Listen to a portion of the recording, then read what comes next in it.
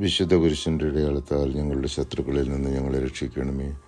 ഞങ്ങളുടെ തമ്പുരാനെ, പിതാവിൻ്റെയും പുത്രൻ്റെയും പരിശുദ്ധാത്മാവിൻ്റെയും നാമത്തിൽ ആമേൻ.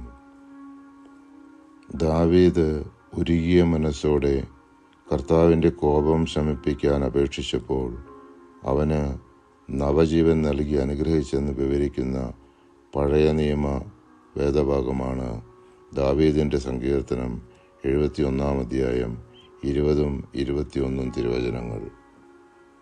ദാരുണമായ കഷ്ടതകൾ അവിടുന്ന് എനിക്ക് വരുത്തി, എങ്കിലും അവിടുന്ന് എനിക്ക് നവജീവൻ നൽകും.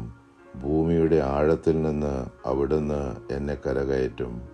അവിടുന്ന് തൻ്റെ മഹത്വം വർദ്ധിപ്പിക്കുകയും എന്നെ വീണ്ടും ആശ്വസിപ്പിക്കുകയും ചെയ്യും. നമ്മുടെ പാപാവസ്ഥകളാൽ ഉണ്ടായിക്കൊണ്ടിരിക്കുന്ന ദൈവകോപം ശമിപ്പിക്കുന്നതിന് നമ്മുടെ കർത്താവിൻ്റെ പാടുപീഡകളെ കുറിച്ച് നമുക്ക് ധ്യാനിക്കാം. അനാദിപിതാവായ സർവേശ്വര, അങ്ങേ തിരുക്കുമാരൻ മരിച്ചതിന് ശേഷം തൻ്റെ തിരുഹൃദയത്തിൽ ശേഷിച്ചിരുന്ന രക്തത്തുള്ളികളും ഞങ്ങളെ പ്രതി ചിന്തി തൻ്റെ അളവില്ലാത്ത സ്നേഹത്തെ കാണിപ്പാൻ ഒരു കുന്തത്താൽ തൻ്റെ ഹൃദയം കുത്തപ്പെടുവാൻ തിരുമനസ്സായല്ലോ.